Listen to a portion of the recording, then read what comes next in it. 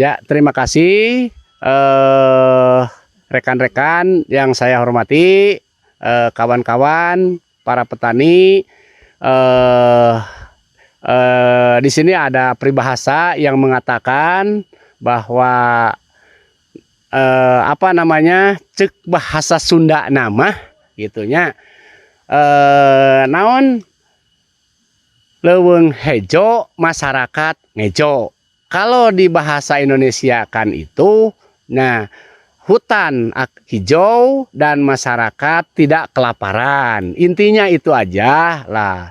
Makanya saya juga berpesan khusus. Nah kemarin bahwa ada program pemerintah bahwa ini mau dijadikan hutan konservasi.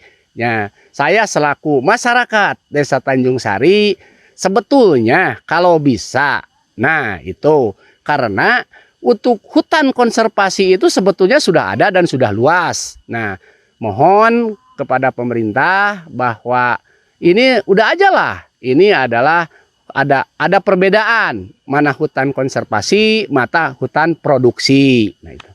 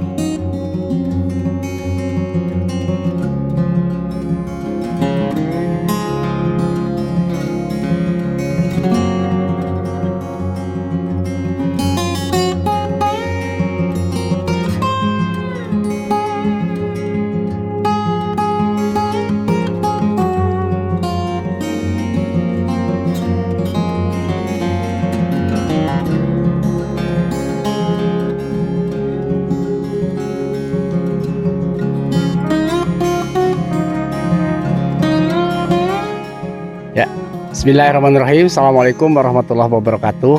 Rekan-rekan, perkenalkan nama saya Maman Supriyatman dari petani kopi yang ada di HPD Desa Tanjung Sari. Nah, alamat lengkap saya yaitu RT 4 RW 2 Kampung Cikalagen Desa Tanjung Sari. Perkenalkan, nama saya Ipa Suryaningsih, istri dari Bapak Maman Supriyatman, dengan alamat sama. Rekan-rekan, saya mulai terjun ke dunia perkopian, mulai tanam yaitu sekitar 2 tahun ke belakang, dan alhamdulillah sekarang sudah mulai ada sedikit hasil gitu, sedikit panen lah gitu. Jenis kopi Robusta. Kenapa saya menanam Robusta di sini? Karena memang hasil penelitian bahwa yang cocok untuk ditanam di area lahan ini adalah jenis kopi Robusta. Sempat ada pertanyaan, kenapa Bapak tidak menanam kopi Arabica? Karena memang ini ketinggian belum mencukupi. Karena kalau Robusta Arabica itu harus di ketinggian minimal 1.000. Itu yang Ibu petik tadi ya, itu lamanya 2 tahun. Ibu simpan dulu ya, dijemur dulu ya Pak, dijemur. Nanti kalau udah kering, nanti simpan dulu Ibu. Kebetulan saya menanam di 2 titik lokasi, yang ini kurang lebih 1.500 pohon untuk area ini. Dan kebetulan sebelah sana saya baru usia 6 bulan lah, atau ada yang 6 bulan, ada yang 1 tahun. Itu saya menanam 11.000 pohon. Untuk HPD Tanjung Sari itu adalah 135 hektar. Yang sudah tertanami kopi itu ya kurang lebih ada 35 hektaran lah yang sudah tertanaman dan sudah produksi. Ini lahan milik Perum Perhutani. Ya, sistem kerjasamanya yaitu adalah sharing.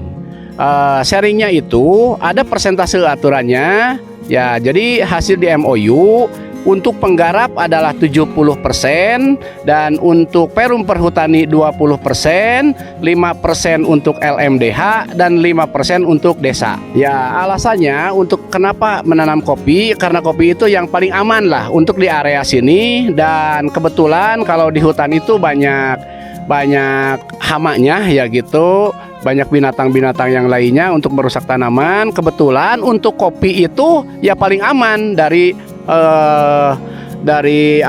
hama-hama tersebut gitu. Nah, untuk kopi itu bisa berpuluh-puluh tahun. Nah, kekuatan kopi itu. Jadi semakin besar pohon itu semakin bagus, semakin kuat. Dari berbunga ya, paling 1 bulan lah. Itu ibu tadi yang petik itu sisa panen. Sekitar bulan April, Mei itu. Paling 2 kali panen. Sebetulnya untuk penanaman kopi itu nggak ada kesulitan, nggak ada sulit lah. Mudah, tinggal adanya kemauan. Nah, tinggal dengan kemauan, maka penanaman itu nggak ada sulit. Sangat-sangat mudah. Dan perawatannya pun itu sangat mudah. Hanya dengan perawatan ya setahun 2 kali lah gitu untuk kopi. Nah, untuk pemupukan ya idealnya itu adalah ya 1 tahun itu 3 kali. Ya, itu tergantung adanya penyakit. Kalau penyemprotan itu, kalau kelihatan pertumbuhan kopinya ada hama, ya baru ada penyemprotan lagi. Kalau penyakitnya itu, saya juga kurang paham ya. Yang jelas biasanya ada kelintingan-kelintingan di daun, itu baru disemprot. Nah, atau misalnya penyakitnya itu kutu lah gitu. Ya, justru itu. Nah, dari perum perhutani sebetulnya belum ada sampai ke sana. Ya, ada pembinaan khusus tentang kopi lah gitu. Ya, kalau kelompok itu biasa ada dengan difasilitasi oleh LMDH gitu. Nah, kepengurusan itu udah ada di struktur, ya dari mulai ketua, sekretaris, bendahara dan seksi-seksinya itu ada di struktur. Tapi kalau keanggotaannya itu kurang lebih 180 yang terdaftar, ya, yang menanam kopi itu jumlahnya kurang lebih 180 KTH. Kebetulan yang sudah turun itu yang tercantum di apa namanya itu.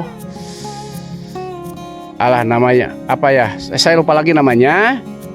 Kuling Kakak, ya, yang sudah tertera di Kuling Kakak itu kontraknya ada 35 tahun. Itu sudah lama. Bahkan itu ya sudah ada Kuling Kakak yang sudah turun juga ada. Sekarang juga sedang mengajukan kurang lebih 130 anggota. Oh, jelas, sangat membantu sekali. Nah, sangat membantu sekali. Alhamdulillah dengan adanya program ini, terutama yang sangat membantu itu bagi masyarakat ya, atau petani-petani yang tidak punya lahan, ya, pribadi, ya, alhamdulillah dengan adanya program ini masyarakat sangat terbantu. Itu disesuaikan dan hasil dari pengarahan dari Dinas Pertanian yang cocok untuk ditanam di area sini adalah jenis Robusta. Nah, untuk Arabica di sini kurang cocok karena untuk Arabica itu bisa ditanam itu di ketinggian 1000. Nah, sedangkan di sini masih di angka 600 sampai 700. Terima kasih ya. Ibu sangat bangga sekali dengan punya tanaman seperti ini ya. Kepada pemerintah, kepada perhutani, saya mengucapkan terima kasih. Saya sangat bersyukurlah gitu. Saya sudah menikmati dengan adanya perkebunan ini gitu. Mungkin kalau dihitung-hitung ya udah 3 kintal mungkin. Oh, untuk saya pribadi ya, belum ke siapa-siapa, di pool dulu di pribadi gitu. Nanti ibu tanya-tanya dulu ke yang lain gitu. 5 mungkin 5.000. 5.000. Oh, 5.000 per kilonya. Iya, per kilo. Ini bertahap ya. Untuk penyetekan kebetulan ini bisa dilihat bahwa ini baru 2 kali penyetekan. Itu udah uji coba yang awal, alhamdulillah sudah berbuah, dan sekarang baru ya baru tumbuh lah. Untuk penyetekan yang kedua itu baru tumbuh lah. Ya alhamdulillah gitu. Jadi kalau kemarin-kemarin itu dalam taraf perjuangan dari mulai awal ya lumayan lah, agak apa gitu ya, capek-capek dikit gitu ya. Tapi alhamdulillah sekarang udah mulai saya merasakan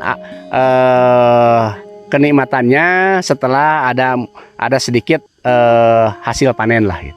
Alhamdulillah tidak ada. Untuk harga kopi itu masih standar, masih normal gitu. Itu kata orang. Nah, itu kata orang. Tapi sebetulnya kalau menurut saya pribadi dan rekan-rekan petani, justru malah saya membantu program pemerintah. Nah, dengan menanam kopi itu maka akan tambah hijau. Dan saya sudah konsekuen dengan rekan-rekan para petani bahwa petani itu untuk area-area pinggiran sungai itu tidak ditanaman kopi, tapi ditanami oleh pohon-pohon yang menghasilkan air seperti pohon picung, pohon aren, itu untuk di bantaran sungai. Nah, kopi itu hanya di area yang ininya aja gitu. Oh, sangat sekali, sangat membantu sekali. Nah, sangat membantu sekali. Jadi intinya dengan adanya program ini, ya alhamdulillah saya sudah mulai sekarang terasa gitu bahwa bercocok tanam kopi ini adalah alhamdulillah sangat membantu. Alhamdulillah dengan bercocok tanam kopi ini bagi saya pribadi dan juga selalu sharing dengan rekan-rekan ini mendapat ketenangan tersendiri lah. Mungkin karena itu dari peningkatan ekonomi ataupun juga karena kita bersahabat dengan alam, maka ada ketenangan tersendiri lah gitu. Insya Allah, dan saya juga terus berkomunikasi dengan rekan-rekan dan juga saya selalu sowan dengan pemerintah supaya pemerintah itu khususnya pemerintahan Desa Tanjung Sari tolong diberikan arahan-arahan langsung kepada masyarakat, karena memang nah ini yang dikasihkan untuk digarap dari Perum Perhutani itu kebetulan masih luas, masih banyak. Ya, itu jadi masih terbuka lah untuk masyarakat, untuk lahan garap untuk masyarakat Desa Tanjung Sari ini. Ya, makasih. Saya ucapkan terima kasih kepada Perum Perhutani yang telah menyelenggarakan program ini. Karena saya selaku masyarakat Desa Tanjung Sari sangat bersyukur sekali dan sangat berterima kasih sekali kepada khususnya Perum Perhutani yang telah memfasilitasi ataupun mempersilahkan kepada warga kami, ya, kepada rekan-rekan kami untuk menggarap di area Perum Perhutani ini. Ya, dari ibu pribadi ya mengucapkan berterima kasih dan bersyukur karena pihak perhutani telah mempersilahkan untuk warga masyarakat Desa Tanjung Sari untuk membuka lahan. Ya, terima kasih rekan-rekan yang saya hormati, kawan-kawan para petani. Di sini ada peribahasa yang mengatakan bahwa cek bahasa Sunda nama gitunya, naon leuweung hejo masyarakat ngejo. Kalau di bahasa Indonesia kan itu, nah hutan hijau dan masyarakat tidak kelaparan. Intinya itu aja lah. Makanya saya juga berpesan khusus. Nah, kemarin bahwa ada program pemerintah bahwa ini mau dijadikan hutan konservasi. Ya, saya selaku masyarakat Desa Tanjung Sari sebetulnya kalau bisa, nah itu karena untuk hutan konservasi itu sebetulnya sudah ada dan sudah luas. Nah, mohon kepada pemerintah bahwa ini udah aja lah. Ini adalah ada perbedaan mana hutan konservasi, mana hutan produksi.